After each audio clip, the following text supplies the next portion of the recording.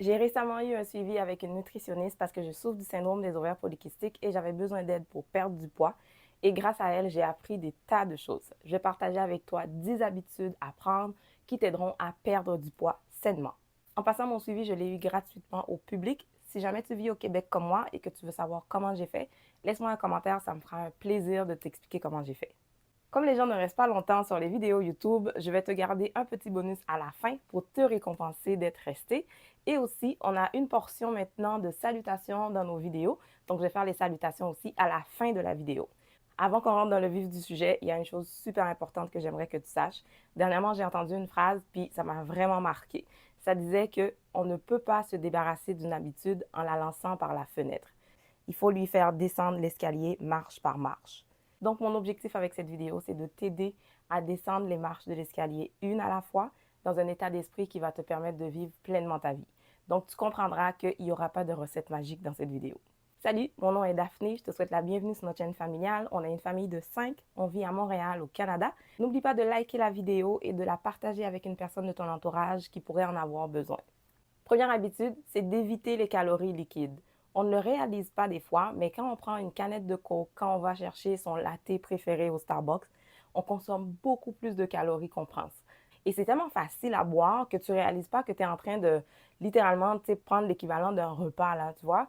Puis si tu en consommes plusieurs dans la journée, voire sur la semaine, quand tu additionnes tout ça, ça finit par en faire beaucoup.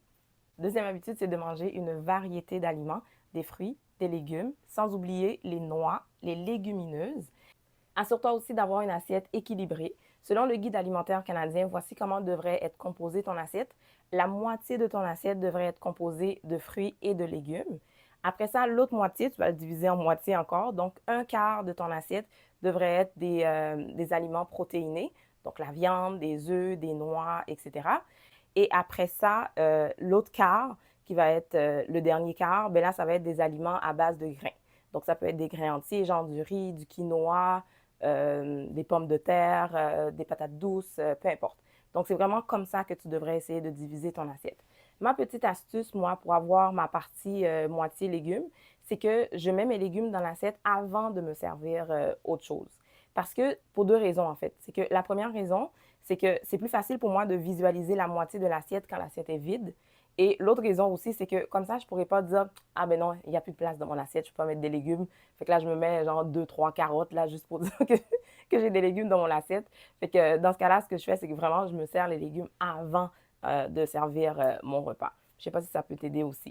Ah oui, puis en passant, essaie de pas trop cuire les légumes parce que des fois, il y a des gens qui disent qu'ils mangent des légumes, mais tu sais, quand tu cuis les légumes pendant trop longtemps, il te reste juste les fibres dans le fond, là. Tous les nutriments, tu les as perdus. Donc oui, on peut cuire nos légumes, mais il faut pas les cuire trop longtemps non plus. Troisième habitude, c'est de cuisiner soi-même. C'est tellement logique dans ma tête parce que pour de vrai, quand on cuisine soi-même, on contrôle plus qu'est-ce qu'on mange. Parce que quand on achète des aliments déjà préparés, ça contient beaucoup de gras, beaucoup de sucre, beaucoup de sel, alors que si c'est toi qui le faisais toi-même, tu n'en aurais pas mis autant dedans, tu vois.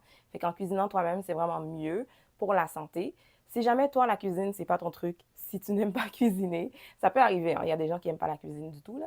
Donc, si tu n'aimes pas cuisiner ou si vraiment tu n'es pas bon en cuisine, je te suggère vraiment de faire des recettes qui sont simples. OK? Des recettes, tu gardes ça vraiment simple.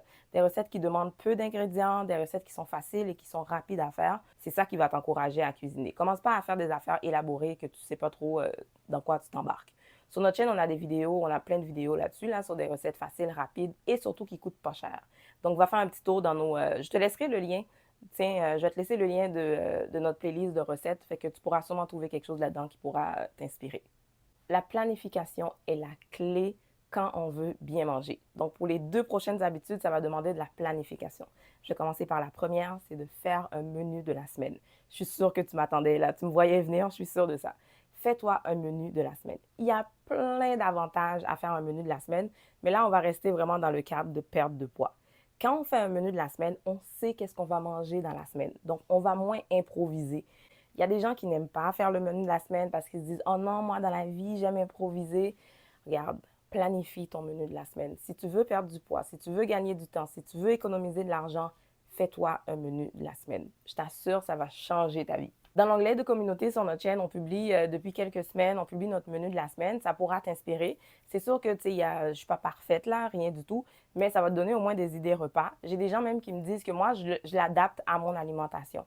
Par exemple, toi, si tu es végétarienne, souvent on a des repas, nous, qu'on peut remplacer la viande par des légumineuses, par exemple. Donc, tu sais, mettons, ça peut te donner juste une inspiration, puis après ça, le reste, ben, tu l'adaptes à ton alimentation. Cinquième habitude qui demande la planification, c'est le meal prep. Le meal prep, attention, je te parle pas du meal prep là, que tu vois sur les réseaux sociaux, là, des influenceuses qui essaient de nous faire croire qu'elles cuisinent leur riz, leur saumon, leur poulet, puis ils mangent ça durant toute la semaine. C'est pas ce genre de meal prep là que je te parle, OK? Parce que je sais pas pour toi, mais moi, j'ai l'impression que quand les gens font ça, je me dis, attends une minute, fait que toi, tu manges ton macaroni, tu manges ton riz, tu manges ça toute la semaine. À un moment donné, ça devient redondant, là. C'est pas de ça que je te parle. Moi, quand je te parle de meal prep, qu'est-ce que je veux dire par là? C'est que tu peux, par exemple, couper des légumes qui vont accompagner tes repas dans la semaine. Tu peux les couper à l'avance. Tu peux même pré-cuire déjà certains aliments. Tu peux cuire aussi certains accompagnements. Tout ça, ça va t'aider à sauver du temps durant la semaine. Tu sais, je ris des influenceurs, là, parce que sur les réseaux sociaux, là, les gens, ils exagèrent tellement tout. Mais, tu sais, la beauté du meal prep, c'est que tu peux l'adapter à ta situation. Par exemple, toi, le dimanche, si tu n'as pas 2 heures pour faire du meal prep et que tu as juste 30 minutes, mais ce 30 minutes-là, c'est juste le temps de couper tes légumes pour tes collations, puis des choses comme ça, bien là, c'est super pratique. Fait que tu n'es pas obligé de faire comme tout le monde, d'aller, tu sais, enligner tes plats. Des fois, je vois des gens, genre, avec plein de plats. Je suis comme, mais attends une minute, il y a bien trop de nourriture qui sont pareilles, là. Comment tu vas faire pour manger tout ça dans la semaine? Fait que fais-le à ta façon. Mais ton meal prep, c'est vraiment une façon de préparer la nourriture qui va te permettre de sauver du temps dans la semaine. C'est juste ça. Fait que adapte-le à ta façon. Par exemple, moi, mon meal prep, c'est vraiment mes légumes pour la collation parce que c'est plus facile pour moi d'aller manger des concombres s'ils sont déjà découpés, déjà lavés. Les fruits, c'est la même chose. Mon mari, quand il revient de l'épicerie, il prépare toujours les fruits, on les met dans des bols. Comme ça, au moins, on sait que quand on veut prendre une collation, c'est plus facile d'aller prendre un fruit qui est déjà lavé, déjà coupé, que d'aller dire, ah ouais, il faut que j'aille le couper, il faut que j'aille le laver. Fait que finalement, je vais manger des chips. Tu comprends? Fait que c'est vraiment plus facile dans ce temps-là pour moi. Fait que moi, mon meal prep ressemble à ça. Le dimanche, ça me prend pas plus que 30 minutes, là. Parce que j'ai pas 2 heures le dimanche pour faire du meal prep, tu comprends? Puis t'es pas obligé de prendre 2 heures non plus. Fait que t'as pas besoin de penser que, oh, j'ai pas le temps pour ça, parce qu'on me dit, il faut prendre 1 heure, il faut prendre 2 heures. Faut pas écouter les gens sur les réseaux sociaux, là. Fais ce que tu veux, OK? Sixième habitude, ils sont pas dans l'ordre, évidemment, mais celle-là, c'est vraiment hydrate-toi. Bois de l'eau. Bois de l'eau, bois de l'eau, bois de l'eau, bois de l'eau. Hydrate-toi. C'est fou, hein? Il y a beaucoup de gens qui ne boivent pas tant d'eau que ça. Fait que pense à t'hydrater dans la journée. En passant, encore une fois, ne va pas t'acheter la grosse bouteille avec les heures là sur Amazon que les gens. Non, t'as pas besoin de ça, OK? T'as juste à avoir une bouteille normale, puis après ça, tu la remplis au fur et à mesure dans la journée. Moi, j'ai une bouteille très ordinaire. Attends, je te la montre. Attends, attends. Ça, c'est ma bouteille. J'avais acheté ça au Walmart en passant. Il est en stainless, donc ça garde ton eau froide. Parce que moi, j'aime l'eau froide. Je ne sais pas pourquoi, là. Puis, elle est 650 millilitres. Ouais. Elle fait 650 millilitres. Puis, je te dirais, je la remplis à peu près 3 fois dans la journée. Quand je m'entraîne, c'est encore plus. Là, je passe quasiment à travers une bouteille comme ça quand je m'entraîne. Fait que dans la journée, quand je m'entraîne, j'en prends à peu près 4. Fait que je ne sais même pas quelle quantité d'eau que je prends, mais j'en prends quand même beaucoup. Selon le site du gouvernement du Canada, on devrait boire à peu près 2 litres d'eau par jour. Mais je te dirais, entre 1,5 et 2 litres, là, tu devrais être correct. J'avais fait une vidéo l'année passée sur 23 saines habitudes à prendre. Puis, je vais te le laisser aussi dans le lien du petit i. Je parle d'hydratation dans cette vidéo-là aussi, parce que l'hydratation, c'est super important. Si jamais tu n'aimes pas l'eau, ce que tu peux faire, c'est vraiment de l'aromatiser un petit peu. Moi, des fois, ce que je fais, c'est que j'aime mettre concombre et menthe dans mon eau. L'autre chose aussi que j'aime beaucoup, c'est basilic et fraise ou basilic et framboise. L'autre mélange aussi que j'aime bien faire, c'est vraiment de mettre juste une tranche de citron dans mon eau. Je sais qu'il y a des gens qui disent que l'eau citronnée, ça fait maigrir et tout. Moi, c'est même pas pour faire maigrir, là. C'est juste parce que ça ajoute une petite saveur de plus à mon eau. Fait que essaie de jazzer ton eau si tu te dis, oh non, moi, j'aime pas l'eau parce que c'est plate, blablabla. Fait que tu peux jazzer ton eau comme tu veux. Tu peux prendre de l'eau pétillante aussi. Et tu peux prendre des tisanes ou des thés sans sucre ajouté. Pas de miel, pas de sucre, rien du tout. Fait que ça peut t'aider à consommer un petit peu plus d'eau. Septième habitude, c'est de réduire ta consommation d'aliments transformés. Ça, tu le sais déjà, les aliments transformés contiennent beaucoup de sel, beaucoup de gras. En fait, tout ce qui n'est pas bon pour la santé, dans le fond, là. Puis encore une fois, ça revient à ce que je disais tout à l'heure quand je disais cuisine toi-même, c'est que quand tu prends les aliments transformés comme ça, c'est que ça met des ingrédients dedans que toi-même, tu n'aurais pas utilisé si tu le faisais toi-même. Donc, le plus possible, essaie de faire les choses toi-même et réduis ta consommation d'aliments transformés. Et là, tu vois, je n'ai pas parlé d'éliminer. OK? Moi, je crois beaucoup plus à la modération qu'à l'élimination. Parce qu'à partir du moment où on essaie d'éliminer quelque chose de notre alimentation, on va commencer par avoir un craving. Tu sais, on commence, mettons, genre, tu te dis, oh, cette semaine, je ne mange pas de chocolat. Tout d'un coup, même si tu ne manges pas tant de chocolat que ça dans la vie, tu vas avoir tendance vraiment à crave le chocolat. Là. C'est comme, on dirait que ton cerveau le demande, alors qu'en réalité, tu aurais pu t'en passer une journée quelconque, là, tu vois. Fait que moi, je ne crois pas vraiment à l'élimination. Je crois plus en la modération.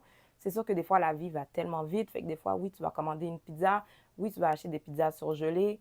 Mais essaie de réduire ça le plus possible.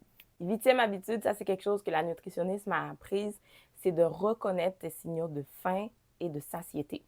Quand j'avais mon suivi avec elle, j'étais toute fière de moi. J'avais trouvé des bols sur Amazon. En fait, j'avais vu quelqu'un dans une vidéo qui montrait ça, puis j'étais comme, oh wow, quelle bonne idée, blablabla. Fait que je m'en suis commandé. Hein? Tu connais les réseaux sociaux, qu'est-ce que ça fait? Fait que j'avais trouvé des bols sur Amazon qui étaient en compartiment. Fait que moi, j'étais toute fière. Je lui ai dit, oh, moi, maintenant, ce que je fais, quand je fais mon meal prep, justement, je remplis mes bols de légumes, de fruits, de noix, de hummus, blablabla. Puis, je consomme ça dans la journée. Puis là, elle m'a dit, est-ce que vous mangez parce que vous avez faim ou vous mangez parce que vous devez manger? Là, je suis comme, ben, je mange parce qu'il faut prendre déjeuner, collation, dîner, collation. C'est tout ça. C'est comme ça qu'on m'a toujours appris qu'il fallait manger. Elle m'a dit, OK, donc là, on va travailler sur quelque chose. Essayez de voir dans une journée, ben, sur une semaine, parce qu'on avait nos rencontres à tous les mois, en fait. Puis là, elle me dit, essayez de voir pendant quelques jours, essayez de voir si vous pouvez reconnaître vos signaux de faim et de satiété. Mais sais-tu quoi? Des fois, j'avais même pas faim. Je mangeais juste, puis je me rappelle, des fois, j'avais des souvenirs de moi qui mangeais ma tranche de concombre, puis vraiment avec pas vraiment de plaisir, parce que c'était comme, oh, faut que je mange mon concombre, mon bol n'est pas vide. Fait que je mangeais, mais c'est pas parce que j'avais faim. Elle me disait que oui, ce que vous mangez là, c'est des fruits, c'est des légumes, c'est très bien, là, que c'est pas beaucoup de calories et tout ça, mais ça reste que vous mangez quand vous avez pas faim. Puis tu sais, c'est important de manger lorsqu'on a faim et d'arrêter de manger lorsqu'on est plein. Fait que à partir de ce moment-là, j'ai arrêté de les remplir tous les jours, les boîtes, et je te dirais que mes collations, j'en prends quand j'en ai besoin. Quand je sens que j'ai envie de manger quelque chose, que j'ai faim, par exemple, là, je le prends. Mais si je ne sens pas que j'ai faim, j'en prends pas. Avant, au travail, j'avais ma pause du matin est à 11 heures, ma pause d'après-midi est à 15 heures, puis on a l'heure du dîner. Bien, systématiquement, moi, à la pause, il fallait que je mange une pomme, il fallait que je mange, tu sais, mettons, je m'amenais des concombres avec du hummus, une petite assiette de crudité et tout. Puis c'était devenu automatique, mais c'était même pas parce que j'avais faim. Fait que maintenant, au travail, ce que je fais, c'est que quand j'ai ma pause, s'il le faut, ben, je vais me faire une petite tisane, je vais boire de l'eau, je vais jaser avec mes élèves. Mais sinon, tu sais, j'ai pas toujours besoin d'aller prendre une collation. Fait que vraiment, c'est important, je pense il faut reconnaître nos signaux de faim et de satiété. Parce que des fois, on mange, on mange, on mange, puis on n'a pas nécessairement besoin de manger autant que ça. 9e habitude, c'est de réduire ta consommation de sel, de sucre et de gras. Quand j'étais à l'université, il fallait qu'on fasse un cours qui n'était pas académique. Fait que j'avais choisi justement ce sujet-là. Mon travail, c'était genre le sucre, le sel et le gras, un trio dangereux. Parce que j'aime le hockey, fait que je voulais faire une petite métaphore de hockey dedans. Là. En tout cas, essaye d'éliminer le plus possible ta consommation de sel, de sucre et de gras. Pour ça, il va falloir que tu apprennes à lire les étiquettes et à lire le tableau de valeurs nutritives. En passant, fais attention au marketing alimentaire parce que le marketing alimentaire est fort. Là.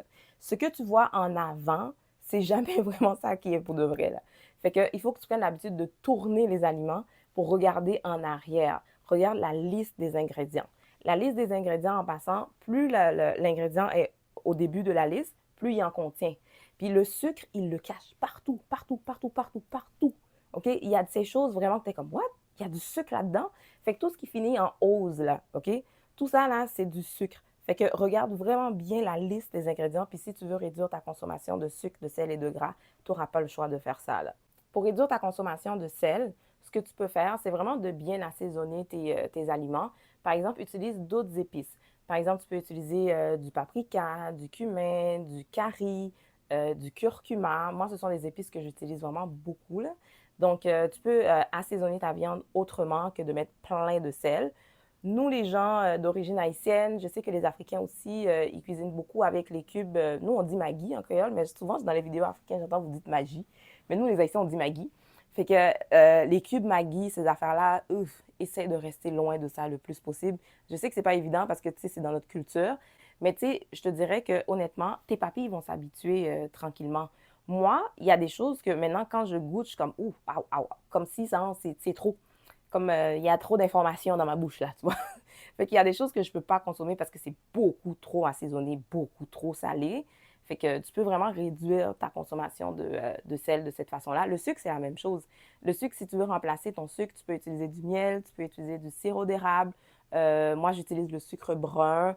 Puis l'autre chose aussi, c'est que comme je disais tantôt, tu sais, tes papilles s'habituent. Avant, moi, j'étais du genre, quand je prenais mon thé, il me fallait toujours un petit peu de miel dedans. Tu sais, je mettais une petite cuillère de miel. Tu sais, c'était ma petite, je sais pas, ma petite douceur là dans la vie.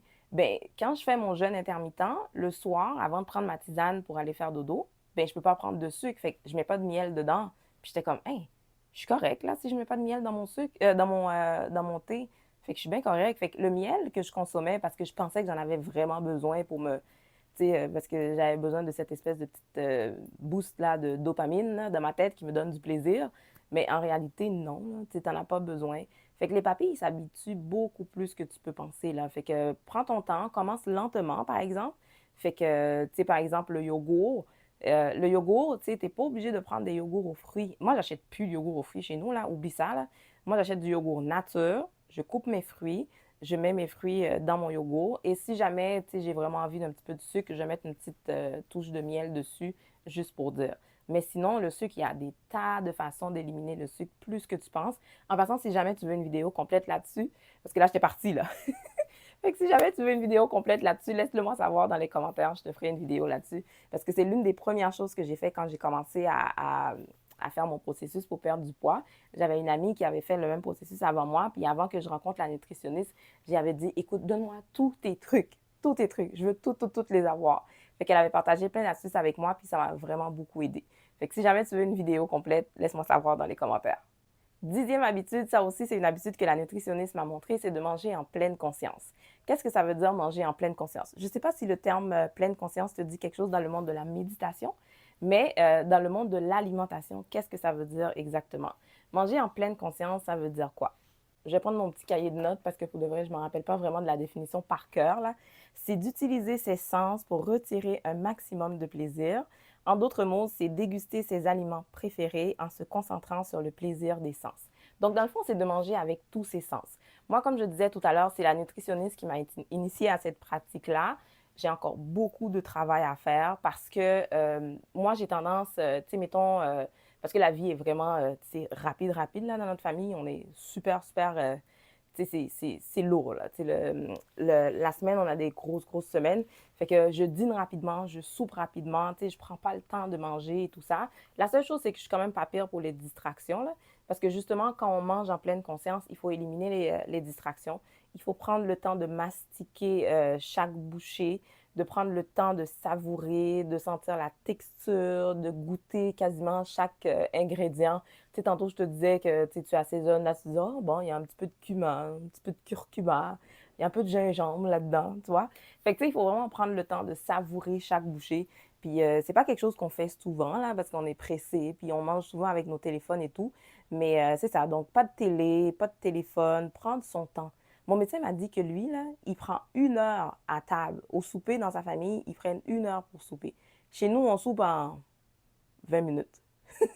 Puis là, on a le temps de raconter nos journées, là, tu vois. Fait que, tu sais, c'est vraiment important de prendre son temps pour déguster les aliments. Donc, c'est ça, manger en pleine conscience. Ça peut aider à développer une relation saine avec l'alimentation. Donc, si jamais tu es une personne qui n'a pas vraiment une bonne relation avec la nourriture, ça peut vraiment t'aider. Donc, je t'invite à essayer ça juste pour voir. Elle avait partagé avec moi un document qui avait genre un exercice que ça s'appelle... attends une minute, comment ça s'appelle encore? Donne-moi 2 secondes, je vais te le dire. Ça s'appelle Un repas plein de sens. Tu peux le trouver sur Google. Donc, tu peux aller faire la recherche pour voir qu'est-ce que c'est ce petit exercice-là. C'est vraiment plusieurs étapes là, que tu dois faire pour manger en pleine conscience. Donc, si jamais ça te tente, tu peux l'essayer. Oui, On est rendu à la partie de la vidéo où je veux te récompenser d'être resté jusqu'à la fin. On va se parler comme si j'étais ta sœur, OK? Parce que j'imagine que si tu es resté jusque-là, c'est parce que tu aimes le vibe, comme dirait Sandrine. Donc, alors, je vais te récompenser. Ne te fie pas à l'Internet, va consulter un spécialiste, OK? Si tu n'arrives pas à perdre du poids parce que tu ne sais pas qu'est-ce que tu fais, va consulter un nutritionniste. Les gens sur Internet, ce ne sont pas des professionnels.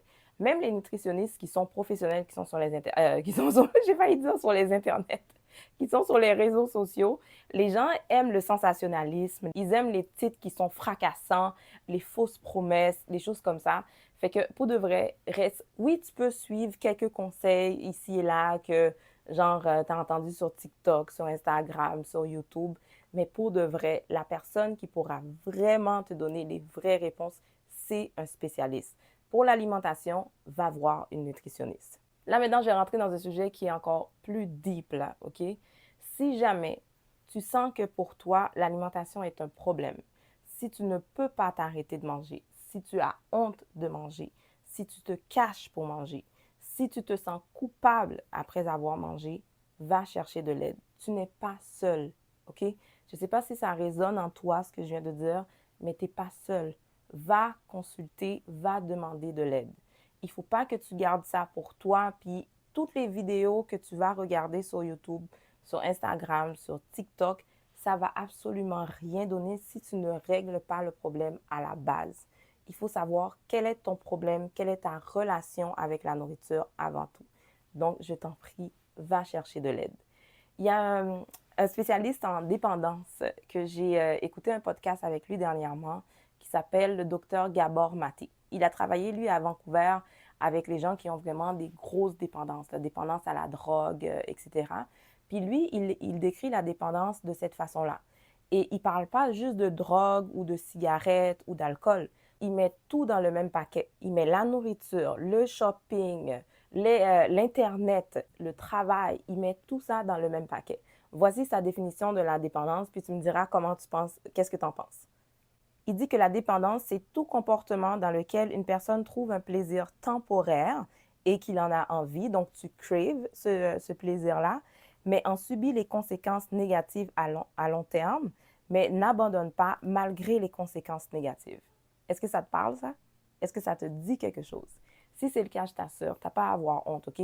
Tout le monde a une forme d'addiction. Ça peut être le shopping, ça peut être les réseaux sociaux, ça peut être le travail. Il y a des belles dépendances. Hein? Le travail, quelqu'un va te dire, ben là, tu travailles, tu fais de l'argent, tu gagnes en notoriété et tout ça. Mais ça peut être une dépendance dans certains cas.